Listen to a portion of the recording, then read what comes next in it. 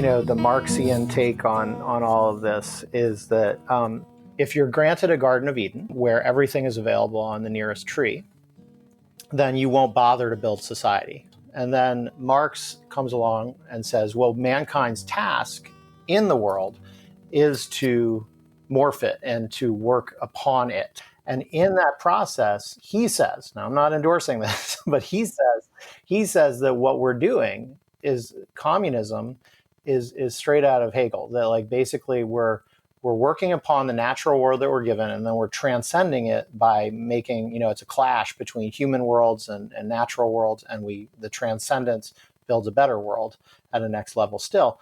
And the argument seen at sort of an epochal scale is that capitalism could be transcended into communism once capitalism has actually rebuilt an artificial Garden of Eden.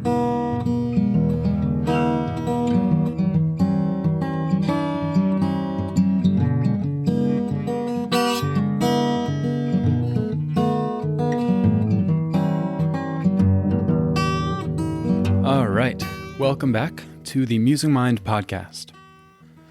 Recently, the show has been exploring how the economic design of society facilitates and spreads certain modes of consciousness and particular trajectories of human development. And today, I'm speaking with Gustav Peebles. Gustav is a professor of economic anthropology at the New School in New York City.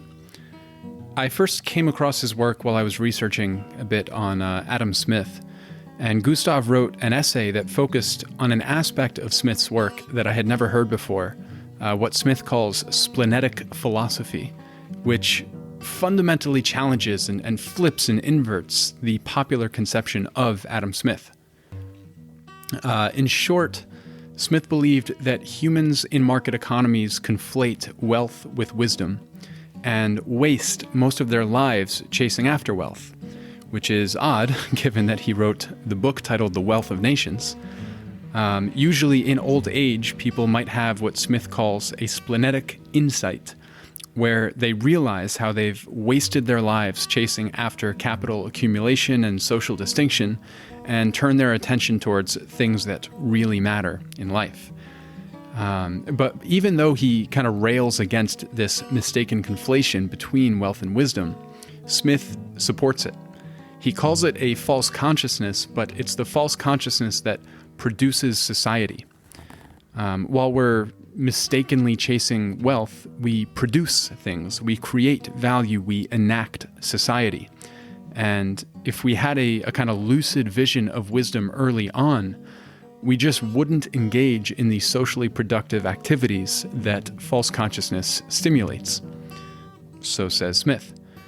And this all ties into contemplative practice on a cultural scale, because for Smith, as Gustav points out, what converts people or what triggers the splenetic insight is when they realize and directly confront the scarcity of time.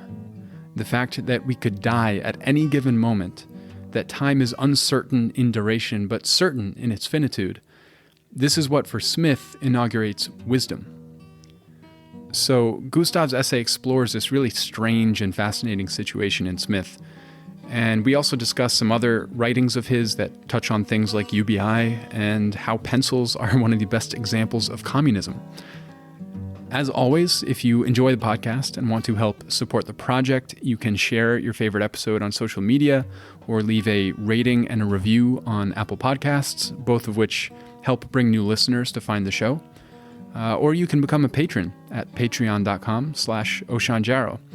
Links for all of these things, as well as information on things we mentioned throughout the conversation, can all be found on the podcast page, which is musingmind.org/podcast, and click on Gustav Peebles. All right, here is my conversation with Gustav. All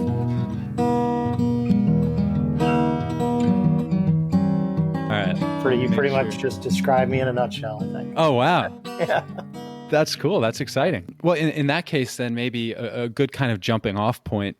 I just briefly to ask, who you are and what you do, but more importantly and more broadly, what are the interests and the questions that kind of motivate a lot of your work? What are the inquiries that you keep returning to across time? What are those ideas in the kind of realm of economics or thinking that you keep returning to? Right. Yeah, that's a great question. I will say that I'm not an economics professor. I'm an anthropology professor here. But I am within a subdiscipline of anthropology called economic anthropology, which has been sort of making a lot of a comeback lately. It's sort of, there's a long history there from going back to the 50s and 60s that we don't need to go over today. But basically lately, there's been a sort of efflorescence of it again. And my way of, sort of jumping into the topic has always been to take economics very seriously. In some ways, a lot of my work I consider to be translations, just to help anthropologists translate economics ideas into an anthropological idiom, and that they can then grapple with and contend with on their own. So I always try to do a lot of historical work on economic theory and especially monetary policy. So that's sort of like a one vector of my research. That's all taken me into, I think, what we'll probably be talking about today is sort of this idea about economic traditionalism, which is a sort of forgotten term from Max Weber, that delineates the supposed idea, the idea that there's supposedly people who don't plan for tomorrow. And capitalists plan for tomorrow, and economic traditionalists plan for today. And this sets up this sort of grand battle that is somewhat reflected in the splenetic philosophy that you and I started corresponding over a while back. Yeah, exactly. And that the paper that you wrote, it was called "For Love of False Consciousness," Adam Smith on the social origins of scarcity. That was the first point that I dove into your work, and I think it's a good place to start too, to kind of introduce some of the context. So maybe give us an idea of what you wrote about in that paper, the kind of overview narrative, what led you to write it. And I think it must have been almost 10 years ago that you wrote it. So I also wonder what sticks with you from that paper as kind of the most interesting and salient questions. Right. Yeah, I had a lot of fun writing that paper, but it was a rare opportunity, because it's not a standard journal article kind of paper. And it was just somebody I know had reached out to me and said, is there anything you'd like to add to this newsletter? And I said, sure. And it seems like it's my most downloaded paper. And so that's been a lot of fun. But basically, the idea is that I was reading some texts that don't get read that much, and they put a different light on things. And I think listeners to your podcast are sort of among the few who probably are aware that like book 5 of The Wealth of Nations actually makes a case for public education. And so there's this interesting way in which Adam Smith has been hijacked, by a certain ideological set of forces in, the United States, Europe, et cetera. And it sort of has really dumbed down what he was trying to say. And so of course, book 5 on public education is the one that always gets trotted out. But if you read the theory of moral sentiments, it really problematizes a lot of what's going on.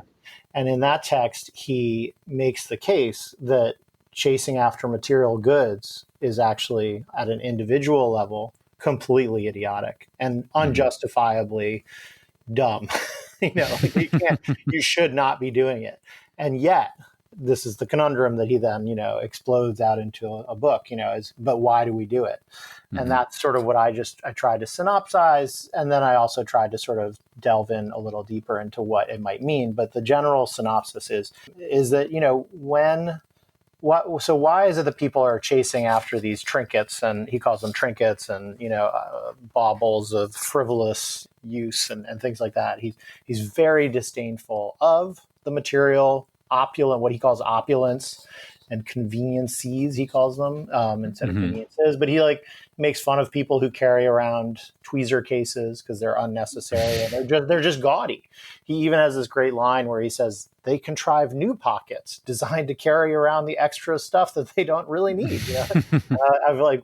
When you said what have I kept from that essay, one is that turn of phrase, they contrive new pockets. It's like such a great sort of encapsulation of his critique. Then he wonders, well, so why do people keep doing it? And they actually waste away their entire youth on chasing after these baubles. And he makes the argument that they're doing it to acquire social acclamation, from their peers and from society, and that the cheapest and easiest pathway to fame and riches is through gaudy external material display.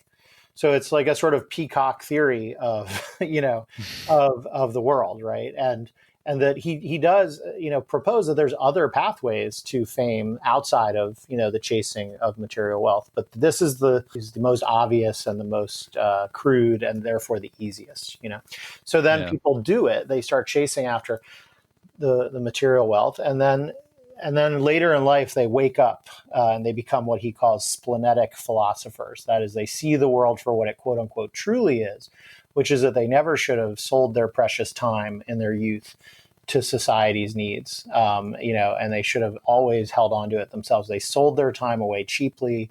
They sold away their body cheaply. And then they will look back bitterly and say, why did I do that? All of this wealth is completely meaningless. So it's like a very sort of Zen, Right. Adam Smith, where he says, things like, does anyone imagine that the down pillow is more comfortable than the straw pillow, and that it's easier to sleep in a cottage than a palace? And, and he says quite the contrary has been proven to be true. And my favorite line from that text is, the beggar sunning himself by the side of the highway has that security that kings are fighting for.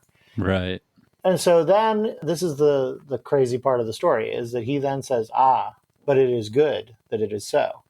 And basically it all turns. Yeah, he makes the argument that sort of, in his language, sort of God-given sort of ruse to convince humankind to plow through harshness and necessity and toil to create society.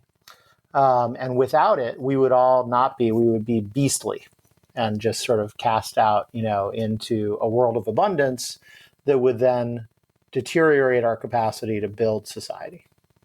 Right. Yeah, it's his starting off point, I think, is really interesting. What Smith takes to be one of the fundamental kind of human desires, right? He asks, and this sentence actually reminded me a lot of Henry David Thoreau, oddly enough, but Smith asks, for to what purpose is all the toil and bustle of this world? What is the end of avarice and ambition, of the pursuit of wealth, of power and preeminence? And like you mentioned, for Smith, this comes down to fundamentally our desire to be both seen and I think also to be worthy of being seen, right? There's this element of kind of receiving the attention of others and also somehow feeling worthy of that attention. And he goes on to kind of show or construct this argument that living in society, we equate this or the proxy we use to pursue that is social distinction. And social distinction within the context of a capitalist society or the economic society he's sketching out in Wealth of Nations, even, it gets bound up in the process of accumulating capital and gaining wealth. Like you said, we see that as the easiest way to attain the social distinction around us. And he even goes again, I like this quote from Smith. He writes, "The rich man glories in his riches because he feels they naturally draw upon him the attention of the world. And his heart seems to swell and dilate within him."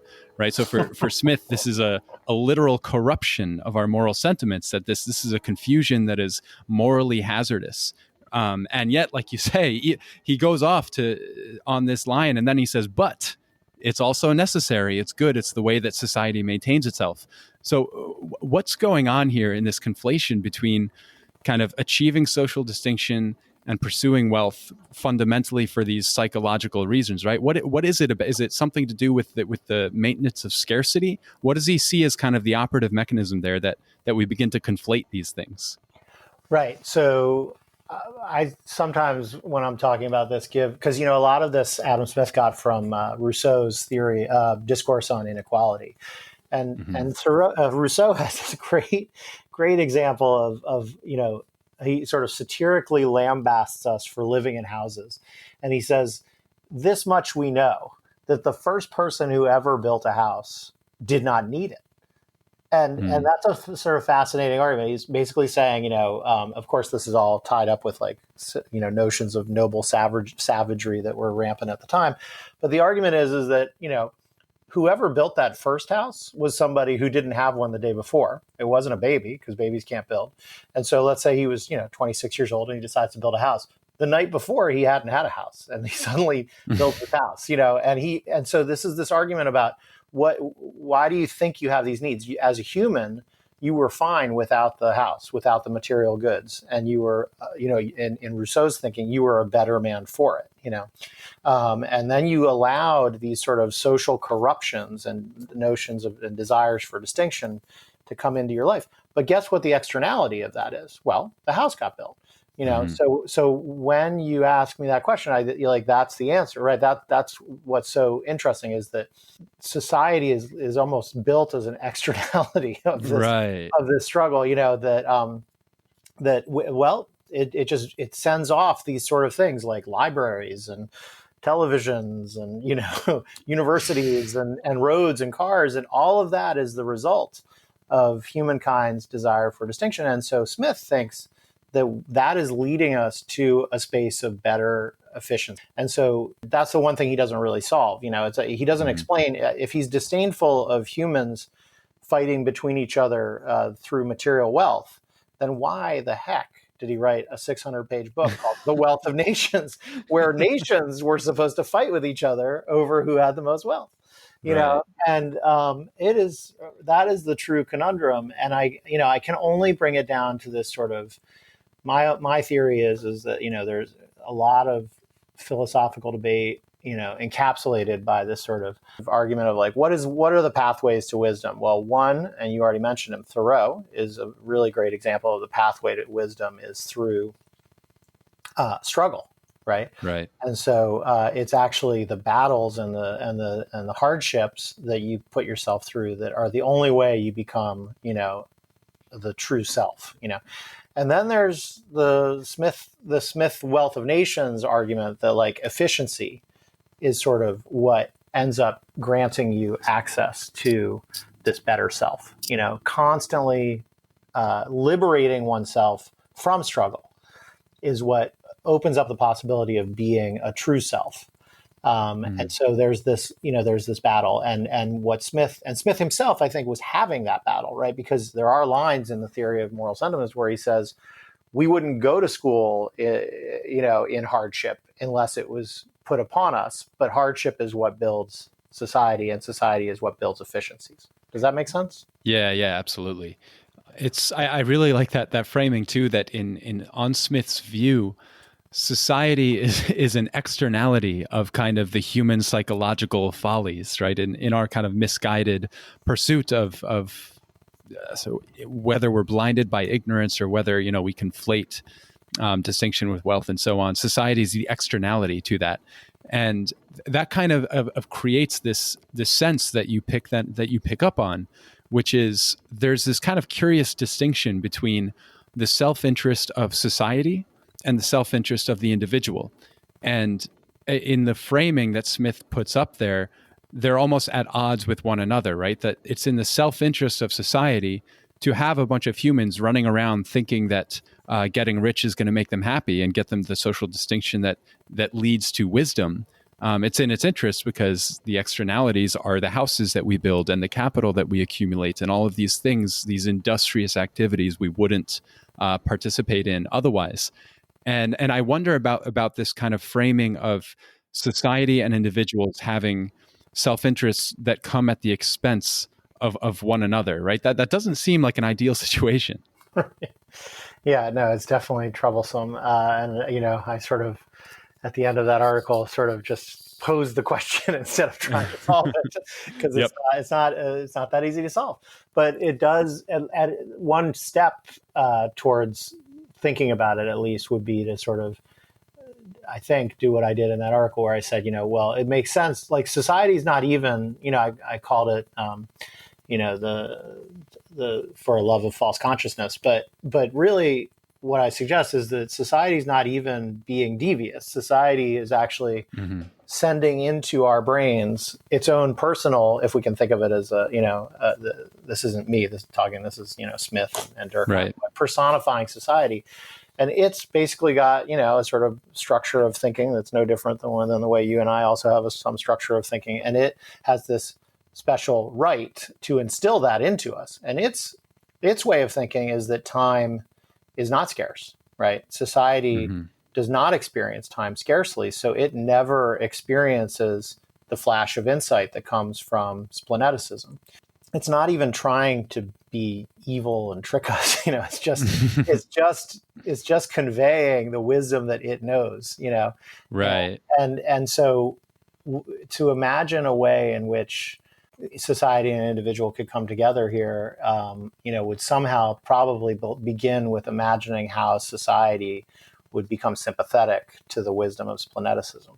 And that's something you point to as an interesting kind of divergence point between Adam Smith and Karl Marx, where, right, that both believed in this kind of reign of false consciousness, right? But whereas Smith thought we had to preserve it, Marx sought to explode it, right? He thought that we needed to get out of its grip. So where did Marx kind of differ from this? How did he think that Smith was wrong in thinking that if we were to get out of this kind of false consciousness, society would not actually fall apart, but move more towards Marx's vision? Right. Yes, excellent point. So I think the way I see, the Marxian take on all of this is that he's more, as he himself says, he's more affiliated with Hegel and Smith than we are typically want to acknowledge.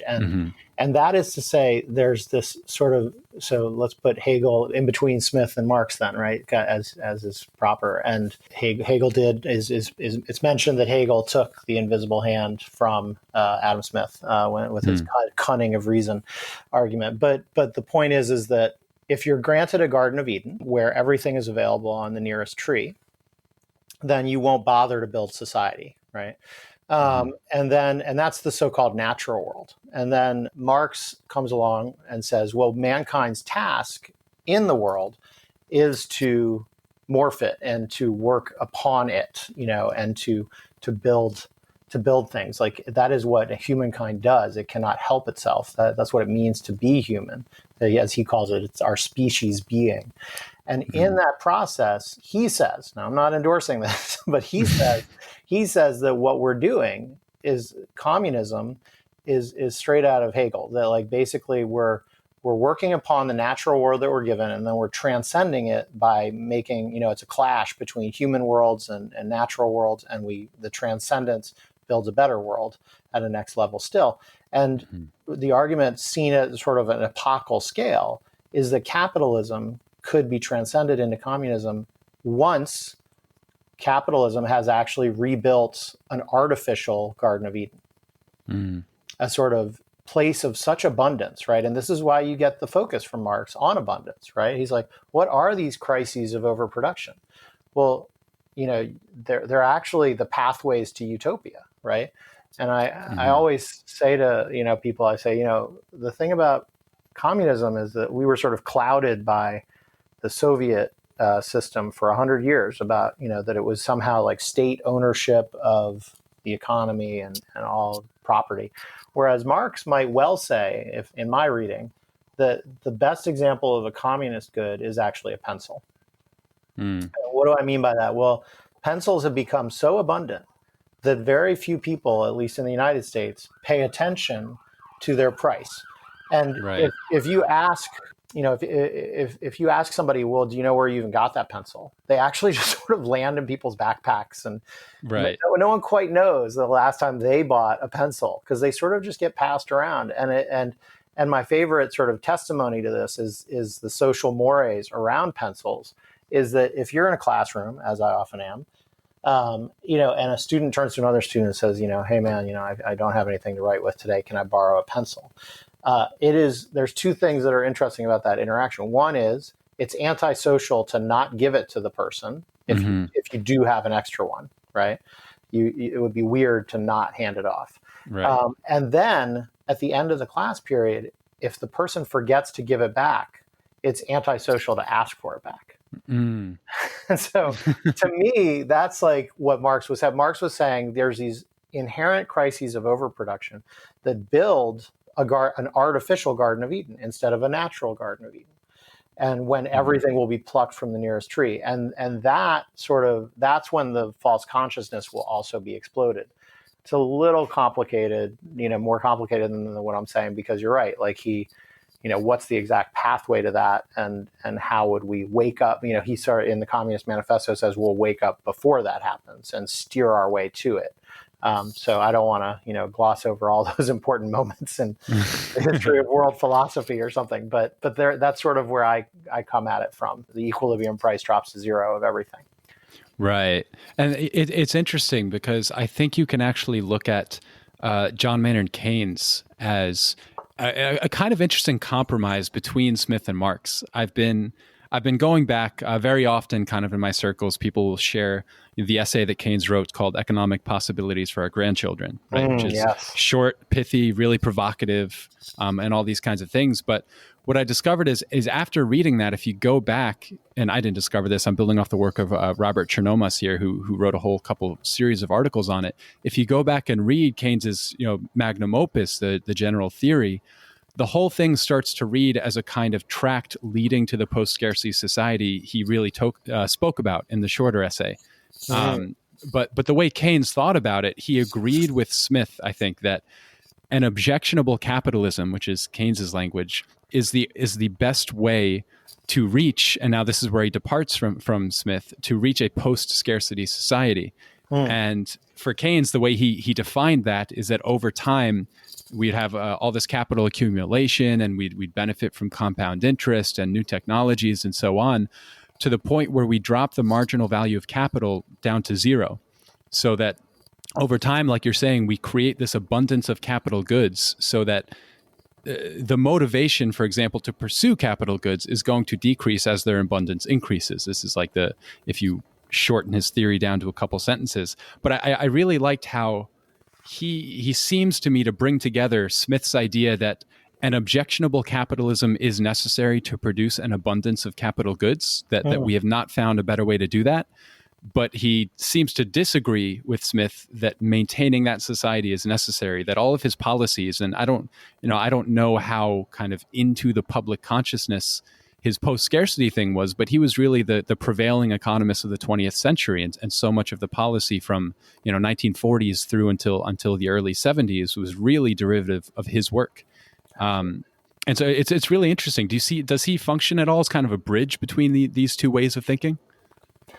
Yeah, absolutely. I think that's a great point. And I think there's all sorts of ways to think about, he has in the general theory, he has this great little divergence, or whatever you want to call it. It's not called an addendum. I can't remember what he calls it, but he's grappling with a monetary theorist who was sort of gaining steam at the time amongst left-wing thinkers and right-wing thinkers, sort of on the extremes of both, named Gustav, who was a monetary thinker from Argentina down there in the 1900s or so.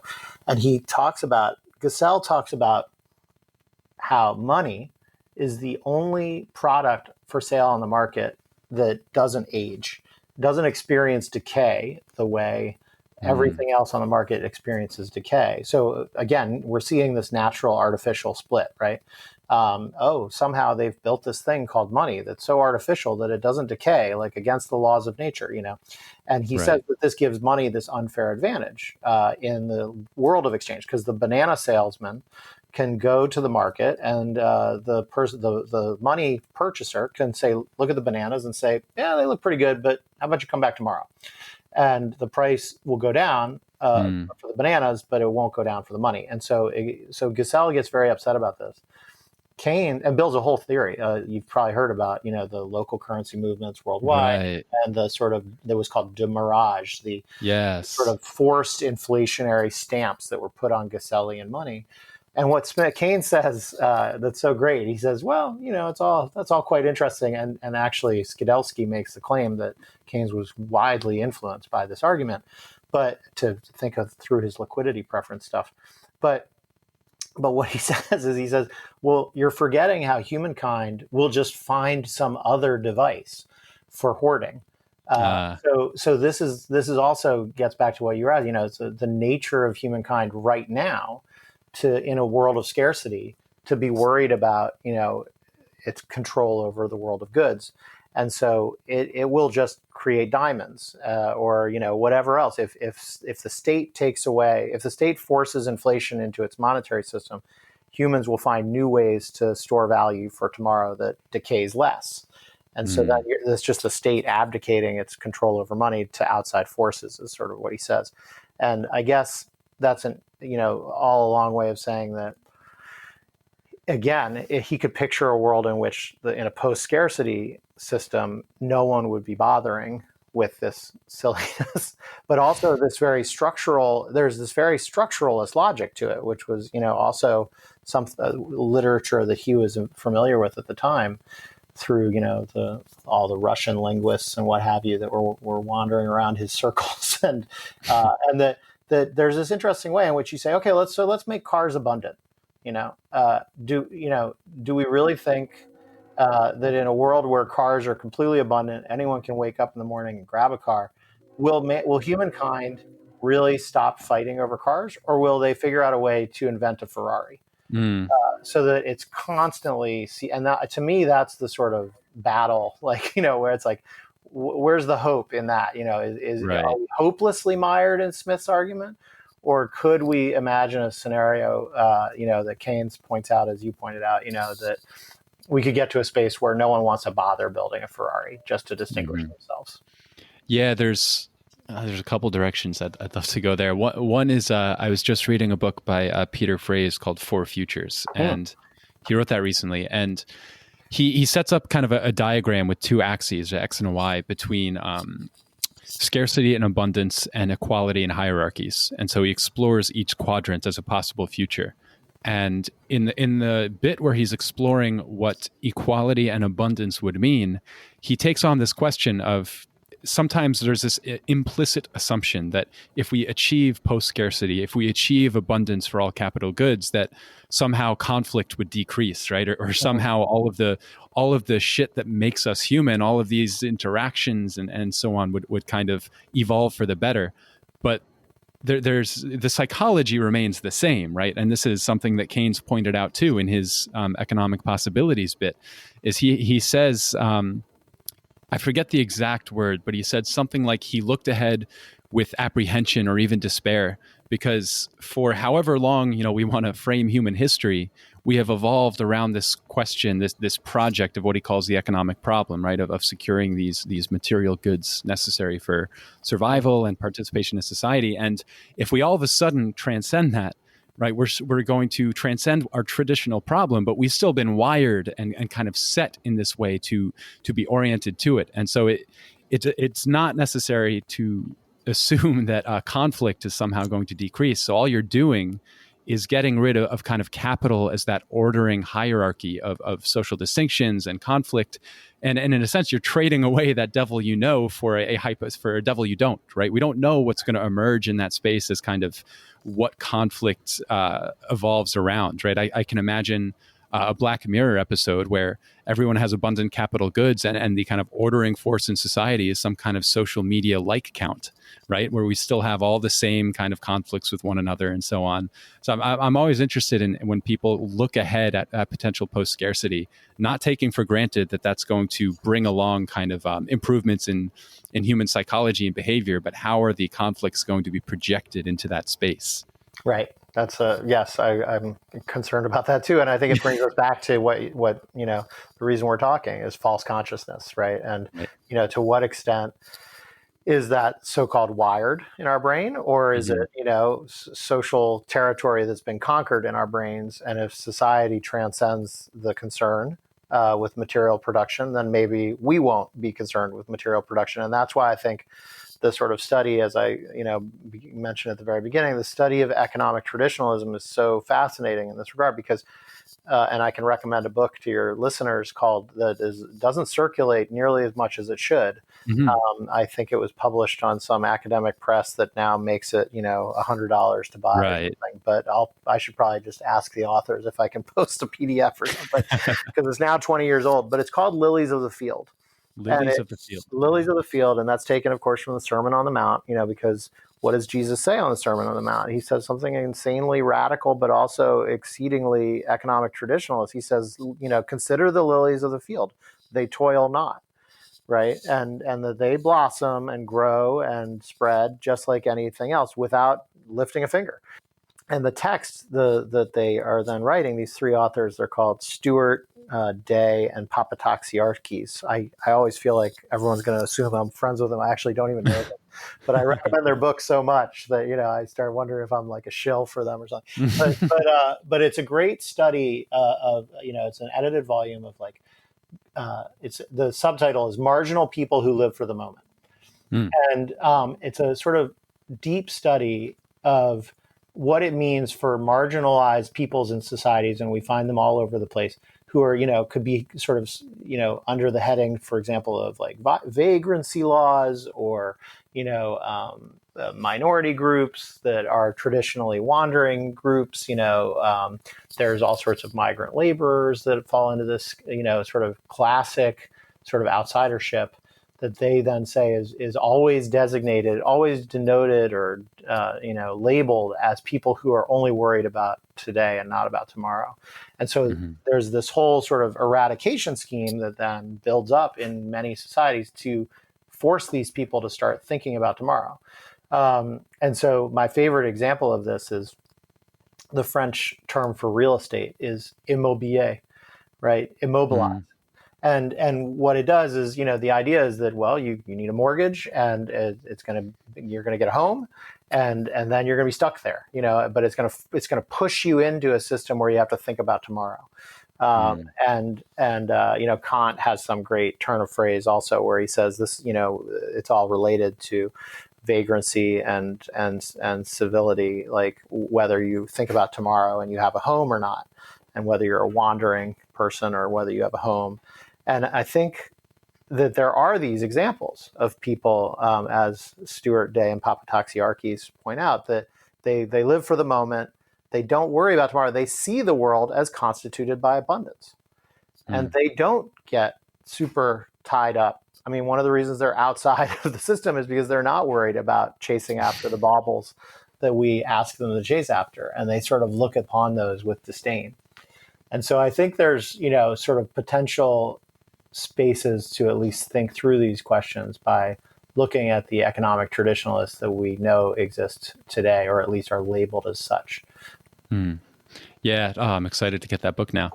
I think this is a good space too to bring in some of the writing you did in another essay, A Laborless Eden, where you point out to this idea. You begin that there's always been some kind of utopian fantasy that serves as the engine for scientific progress, and also I think kind of that emergent economic idea of industrial capitalism. The idea we've been talking about that one day we'll have enough capital and be delivered from the world of work. Our lives will gradually shift from being organized around compulsory labor in service of material needs towards more lives of leisure and play and exploratory behavior. And I think I really like the way that Andre Gors kind of gave the eulogy for this utopia. I was just reading his book recently, Critique of Economic Reason. It was funny that you mentioned Kant. There's a parallel there. Yeah. But he said that there's nothing left of this industrial utopia, that it has collapsed, and we are now carrying on as kind of prisoners beneath its rubble, right? That we're imprisoned there. And if we lost the idea that we're heading towards this laborless Eden and are now just kind of aimlessly working in a space without a utopian future that grounds socioeconomic evolution, we're just kind of aimlessly accumulating capital with no utopia to make sense of it, right? But I really like this idea of looking at how utopias have made sense of the trajectory of kind of where we're going and how we're getting there. And I wonder how you feel about some people would like to pin this maybe on the transition from Keynesian economics to what followed. Maybe we'll call it neoliberalism, right? The economic framework that rose up in the 70s. But I'm really interested in the relationship between that framework switch and how we thought about the future changed. Because it really seems following that time period in the 80s, the 90s, and then the early 2000s, you had people like Mark Fisher, talking about capitalist realism and our growing inability to be able to imagine alternatives. You had Francis Fukuyama talking about how we reached the end of history. right? So I'm really interested in how our relationship to thinking about the future and kind of that erosion of utopias kind of characterized the psychology that came out of it. Right. Yes.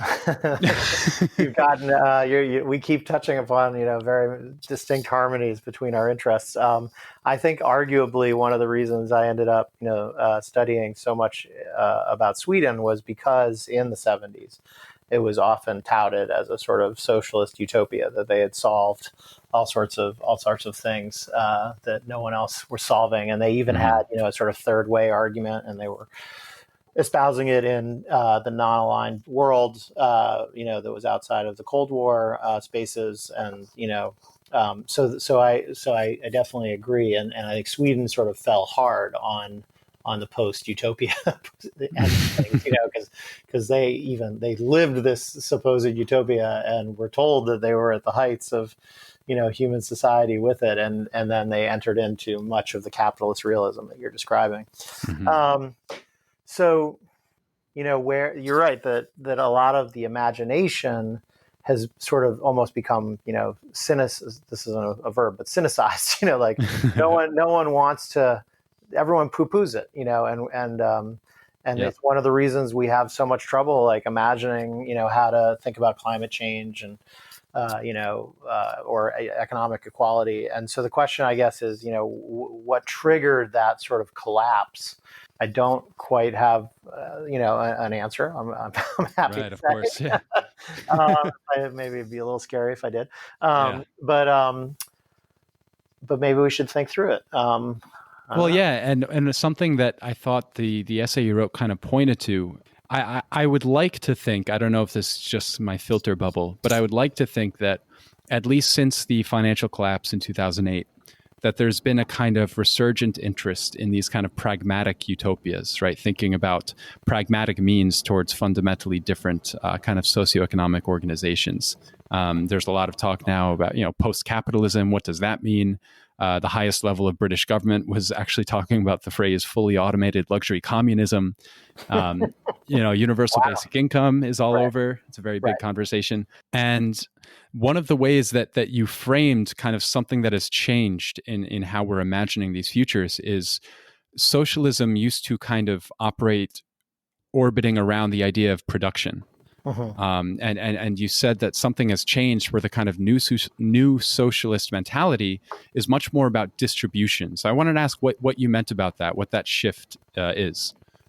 Right. So I should clarify that text is bouncing off of, it sort of starts out as a book review, but the publication that asked for me to write it said that it was more essayistic and supposed to just bounce off of text. So, it sort of deviates from a standard book review, but it's a book by James Ferguson called Give a Man a Fish, which is such a great, sort of title for this UBI argument, right? That, no, there's not going to be a world of work where you should bother to teach somebody to fish. You should just give the man the fish, and be done with it. And one of the great things that Ferguson says in that text is, he says, look at the world of worklessness in South Africa today.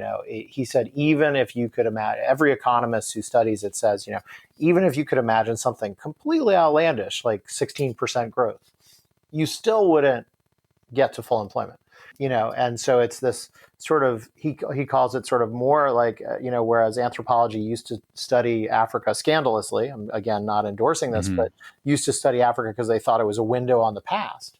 He actually suggests that South Africa is a window on the future of like what the world of worklessness might look like and why UBI could be essential. And so certainly if production is just an ethical sort of idea, and it's often about creating, as I said in that essay, sort of it's funny, it's bringing us back to the Smith, like it's a seeking after self-sovereignty that is like a sort of utopian myth in and of itself, right? This idea that you should somehow achieve a space where you don't have to rely on anyone else. And this is, root and branch, like American libertarianism loves this kind of stuff, right? That there's this imagined world where you're going to get to, not have to be a burden on anyone, and then no one gets to be a burden on you. And so, of course, actually, the New Yorker had a great cartoon about this, where these parents showed up at their kid's door with their suitcases, and the son answers the door, and the dad says,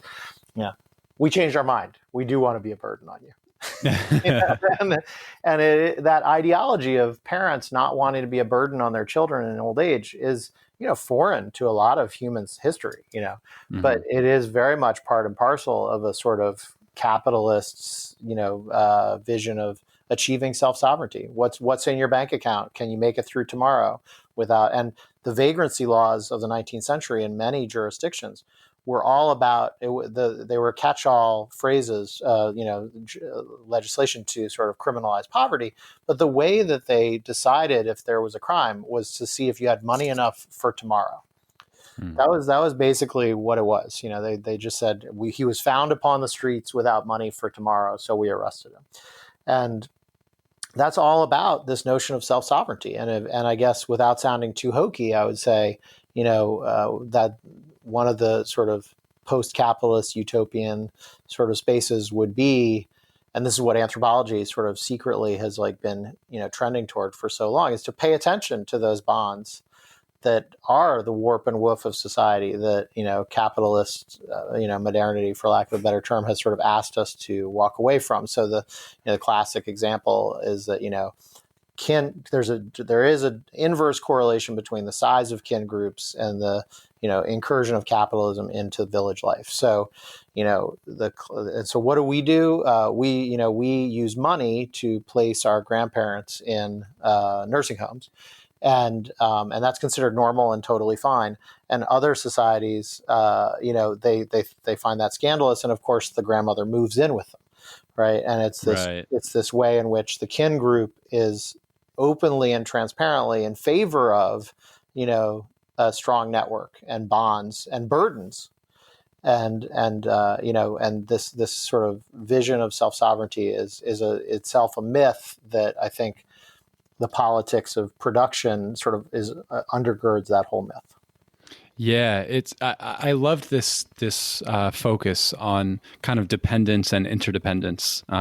It comes up a lot in kind of the contemplative discourse, where one of the ways you might contextualize what's happening in meditation is you're kind of moving from this individualism of I am an independent self, right, to this trying to find an actual experiential relationship to interdependence, right? And there's Thich Nhat Hanh writes all about this, and a lot of the Buddhist literature is about drawing a connection between the experiential insights in meditation and what interdependence means at an embodied level.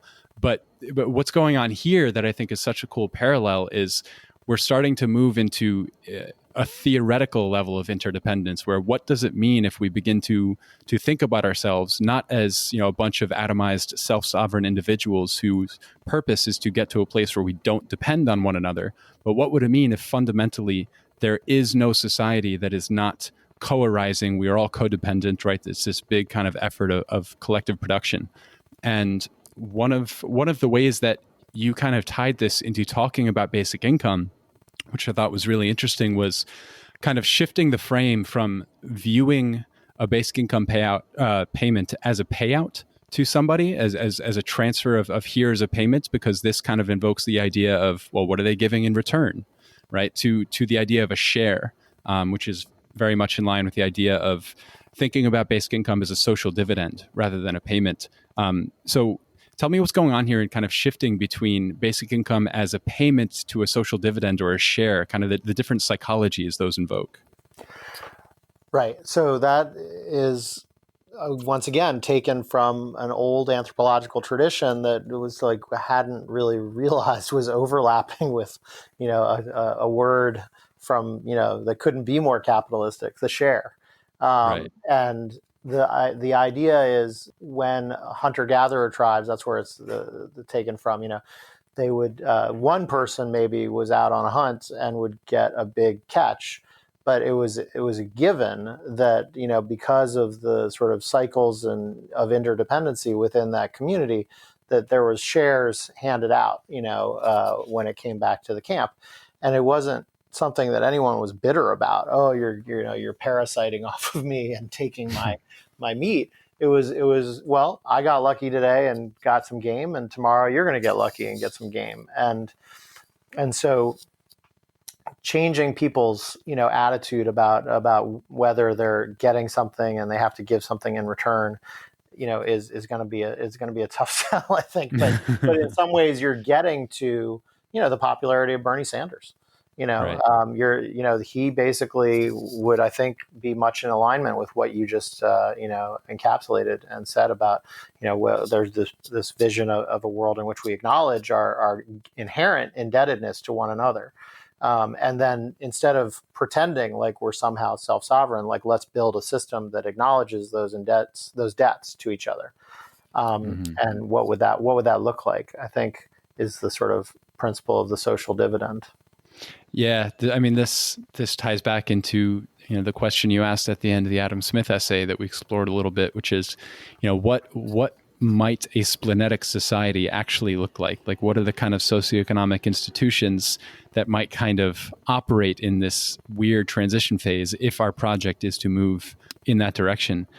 And on one hand, as you mentioned, it's an insane proposition to propose that we can actually give any answer to that, that any single person can say, this is what we need to do to move towards splenetic society. And on one hand, I think that's what's made a lot of the kind of post-capitalist discussion interesting is as it's been amplified by the internet, you have this kind of decentralized cognition where you have all of these different pockets coming together and being connected and collaborative efforts, not only to explore the theories of alternatives, but all kinds of alternative communities and ways of organizing resources and things like this. It's a really interesting time, I think, to watch kind of how the new networked collaborations are going to give rise to maybe new answers to that question, new shapes. But I wanted to ask you while I have you here about at least one kind of particular framework that is broad in general, but it seems interesting to me, and it's in line with how you mentioned kind of the platform of Bernie Sanders, or kind of the sentiment that a lot of people resonate behind, what he's putting out there. And this draws a lot on the work of Thomas Piketty and Gabriel Zucman and Emmanuel Saez, who have been talking about a kind of broad spectrum progressive taxation, right? So much higher taxes on capital across the board, which is something we did in the 20th century, right? This was going on during Keynes's time. And it worked very well. And the idea is you funnel revenues kind of back into as public goods. So universal healthcare. Some proposals are looking at a form of a social dividend in one way or another, whether or not that's pegged to some level like a poverty level, or if it fluctuates as capital flows fluctuate. And also kind of establishing more flexible ideas of property ownership. But I wonder if this route at all of kind of using progressive taxation as a way to redirect capital flow into public goods, if this kind of seems in line with motion in that kind of splenetic direction to you at all.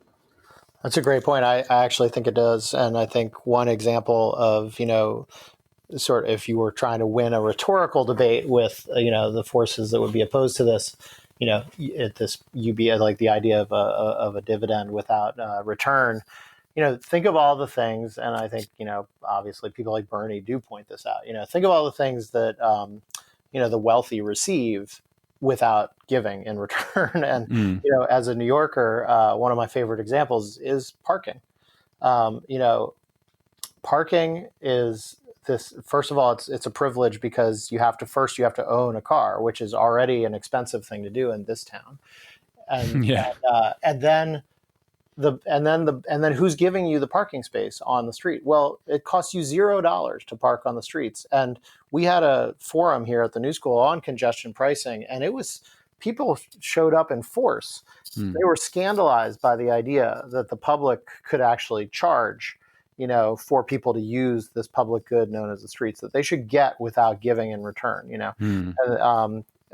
And so parking spaces are a good example of, well, hey, every day you get this dividend from society that makes your life easier. It's called a parking space, and like you get to put your own. I always point out to people, like, you don't get to put anything else out on the street and assume no one's allowed to touch it. You don't get to like leave. That's called litter. Anything else you leave on the street is fair game for someone to grab. But for some reason, you're allowed to just dunk your car down on the street, and no one's allowed to touch it. So that's an example. But that brings us to the sort of general idea of public goods, which is where you were going. And I think that is a really promising space. And you also brought up, different concepts of property rights, and public goods sort of do operate on this different legal, baseline called usufruct, the use of the fruits, which is an entirely different sort of property mechanism than what we have become so accustomed to, at least in America, with the no trespassing signs everywhere. It's this idea of absolute, self-sovereign property. This is my land. I get to do whatever I want on it. And usufruct sort of says, well, it's your land, but there's also other people who are involved. And it sort of acknowledges usufruct rights are really beautiful and interesting ways that acknowledge that private property can't be fully private, right? And of course, Elinor Ostrom, the Nobel Prize-winning economist, is the one who studied this so well and has documented such amazing case studies across the world of like managed public goods, where if they can be treated not quite so much as like an abundance, but they can be duly managed to be fair, right? And you could picture a system that overproduces a public good such that more and more people can get it. You see this. There was, remember the population boom literature or doom literature from the 70s and early 80s was all about how we were going to run into food scarcity. And of course, we didn't run into food scarcity. But what's interesting about what they were saying was look at the overproduction in food. This is purely a distribution problem. We throw away enough food every day to feed everyone if we could just figure out the distribution. And it's this, sort of fascinatingly twisted way in which private property makes it so that, when Dunkin' Donuts is done for the day, it throws everything in the garbage instead of giving it to society. And this is what the freegan movement sort of plays upon. They say, oh, that's an abundance right there. I see the abundance. There's no reason to pay, and what is it about defending the notion of private property that makes it not rational for Dunkin' Donuts to give those away, right? And if there's a way to sort of think through that space, that's one way in which self-society dichotomy on this front could be harmonized. How would Dunkin' price its donuts on an hourly basis so that they're gradually trending towards zero? But fascinatingly, if you have the time, I'll tell you something else that I'm working on, which is that I find really interesting is interest rates. The history of interest rates is not very popular to study. I can tell you. But what's fascinating is the battles over the rationale and legitimacy and reason behind an interest rate. And you find this, if you do the research, it's really interesting. There's a long-standing, and when I say long-standing, I mean 200-year, at least, no, more, like 200 or 300 year that I can document, trend that sees the progress of society directly correlated with the interest rate. So in other words, if we're talking about the 19th century when they said there was a civilized world, a barbaric world, and a savage world. The savage world would have a high interest rate and the civilized world would have a low interest rate. And I can give you the quotes, after the podcast is done, where people, famous, historians of interest rate or philosophers of interest have said, that you will find in a civilized society, there's a direct correlation between a lower interest rate and the increase in civilization, which is a scandalous and weird thing to say. But it's based on this simple premise, right? Which is that civilization can plan for tomorrow, supposedly, at a better, more reliable way than a so-called savage society can. Yeah. Sorry about that. That's fine. The outside world chimes in. Yeah. So that was, there's a way in which the pricing, interest rates are great, as the the scholastic church fathers insisted was the pricing of time, and that's why it was offensive. And it was they said time is a public good. It's in the commons. It shouldn't be bought and sold. But if you think of it as the buying and selling of time, and the text that I wrote, that we started talking about, was all about that sort of question of the buying and selling of time at the individual rate versus the social rate. Now, the interest rate is an interesting space in which that gets, sort of navigated on a day-to-day basis. You could picture, and this is where I would get Keynesian and say that it's just a picture and it wouldn't work in reality. But if a group of splenetic philosophers got together and built a bank, they could offer an interest rate that would convince the youth to price their time correctly. Yeah, right. That's fascinating. And it's so true. I think interest rates are a very interesting example to kind of demonstrate that a lot of these things that might be popularly viewed as very dry, kind of dismal science economic stuff are very, very intimately linked to kind of the most intimate structures of our lives that kind of shape, what's going on.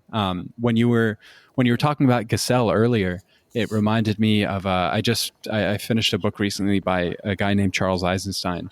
It was Sacred Economics, and he, of the three kind of policy proposals he really wanted to explore in that book, one of them was building off Gesell. It was, exploring negative interest rates, which is trying to apply this idea of what if money decayed just like apples, right? And that idea alone, if you look at the way structurally all the incentives get reorganized and the way behaviors are going to reshuffle around them, it's so interesting and illuminating to see how these little kind of policy shifts can lead to these really fundamental changes in the way society organizes itself.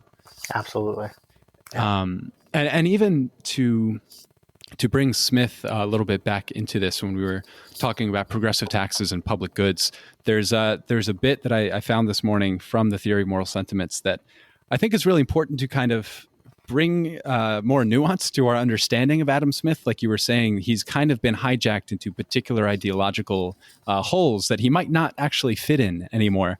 And one way to point that out is this quote where he says, "The rich divide with the poor the produce of all their improvements. They are led by an invisible hand to make nearly the same distribution of the necessaries of life, which would have been made had the earth been divided into equal portions among all its inhabitants," which is a very kind of Rawlsian kind of veil of ignorance egalitarian position, right? Where he's essentially, he's siding, and Rawls has often been used as some of the political philosophical justification for progressive taxation in the first place. So I maybe to kind of close off the Adam Smith, I wonder, having read him so closely, what would you point out as kind of the popular ideas of Adam Smith today that need to be updated? If Smith were to kind of come back all of a sudden and look at society, what would he look at and think, no, that's no good?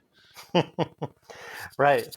That's a fun question. So I think, what has sort of always, raised my hackles is that, Newt Gingrich is supposedly an Adam Smith professor, before he goes to Congress in the 90s. And I always find it shocking to, that he is supposedly a Smith expert, but can completely ignore, as I mentioned at the beginning, Book 5 of The Wealth of Nations. And I think Smith, if he were to plop down today, would, it's always worth remembering that he was against the giant cartels of his time. I mean, the reason he was writing was because there were too many chartered companies that had too many special privileges. And he even has a section in The Wealth of Nations where he, defends the American colonies because they don't have voting in the parliament, and they should just be allowed to vote in the parliament. And that, so he was very much a radical. And, I think he might easily fall within a sort of left-wing stance if he were plopped down today. Now, of course, he's pro-market. I don't want to pretend otherwise, but right. but Book 5 shows that he acknowledges what are called today in the literature market failures, and they need to be solved. And he says it's basically an obvious point that the certain types of labor that capitalism demands, and we don't see it as much in the United States anymore, but it moved to Bangladesh or something, and it's still happening there, that are sort of, he calls them inherently stultifying, that and the only way to sort of counteract that sort of stultification is through public education. Mm. And so he is in favor of tackling, market failures instead of just saying, let's have the market solve everything. Right. Right. And I think that's the big takeaway, is that, most Smithians today are facile Smithians who have only read, the snippets that they got in their Econ 101 or something. And Right. they think that, it's the system to truck, barter, and trade, and it just needs to be unshackled and allowed to, exist. And in reality, he's a big proponent of governmental intervention in market failures. And he was toppling an entire, oligarchic system, basically, that he thought was offensive because it treated some people more fair, some people better than others. Mm-hmm. Use the state. That's what he was sort of pointing out, the hypocrisy. It's like they're using the state to protect their position. Right. Yeah, I think one of my my favorite takeaways from reading your essay a number of times is I'm going to start thinking of Adam Smith as this kind of unorthodox Zen priest, where yeah, so you'll have to bear with me for a second, but this idea that you point to, that time is the one scarce resource, and this is something Smith was all about. He thought that time was essentially what brought on the splenetic realization that in our old age, and the old Zen saying is death is certain, it's time uncertain, so what should I do? Or another one to go something like, wake up, life is transient, be aware of birth and death, and don't waste time, right? So there's this shared emphasis on time as being a kind of jolt to make you relate to life in a very particular way that holds the scarcity of time in mind. And your point that society doesn't hold this view because society operates on this kind of trans-individual level where society is not going to die in 100 years necessarily. It carries on with a perception of time as abundant. One of the passage that you wrote, I thought was really helpful in kind of making this process clear. So I wanted to share it. You wrote, "Because society itself views time as an abundant resource, most of the individuals who constitute it do as well, for they are imbued with the social values that emanate from society's own needs and constraints. Pricing time at near zero guarantees that individuals will misprice the true cost of acquiring distinction." And I just love this idea, both from a contemplative standpoint, but also from a theoretical standpoint, of holding the scarcity of time close at heart. And when I think about my own life, and I think about my own motivations for exploring different socioeconomic possibilities, it's very much because making it ever more possible. I don't know how to phrase this, but kind of gesturing towards holding that scarcity of time at heart earlier and earlier on, becoming aware of it, not in a doom and gloom sense, but kind of orienting our lives around it, I think is a really provocative sentiment. So if anything from this podcast, I hope you take away that you have led to one human being thinking of Adam Smith as a Zen priest. And I thank you for that. That does seem like a unique accomplishment on my part. Thank you for letting me know. I appreciate it. Yeah. Does anything else kind of hang on the air for you that you want to put out there or bring up? Well, only to respond to what you just said, and it rings true to me and very helpful. But I also I can't help myself from always thinking of the flip side, which would be a sort of more, in line with like mystical religious traditions, which is funny because you mentioned, of course, them. So how could I say that? Well, letting go of the scarcity of time, because that's only the individual's standpoint. And and if one recognizes a sort of inherent, as we were discussing earlier, interconnection, with society, and now we'd be talking then about nature itself and the world and what have you, then maybe you could also let go in that way, right? So it's an interesting question, and I don't propose that I have a solution, but it's there's sort of two stances to what you wrote there. And I think we need to meditate upon it to get to the bottom of it. Well, I think that's what the mystics tell us, right? That if you hit upon a paradox, you're on the right track. You're getting close. Yes. So I think that's a great point.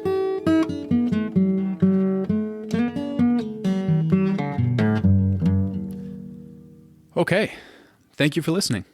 I hope you enjoyed the conversation. Gustav was really wonderful to speak with, and I cannot recommend his essays enough. He's a great writer. If anything resonated with you here, you can get in touch with me either through the Musing Mind website, there's a contact form on there, or directly on Twitter. I am trying to make the show more visible to people who are interested in these kinds of questions and things. So if you have any ideas as to how I might get the podcast out there into the digital ether in the relevant networks, reach out. I'd be happy to hear your ideas. All right. Thanks, everyone, and I'll talk to you next time.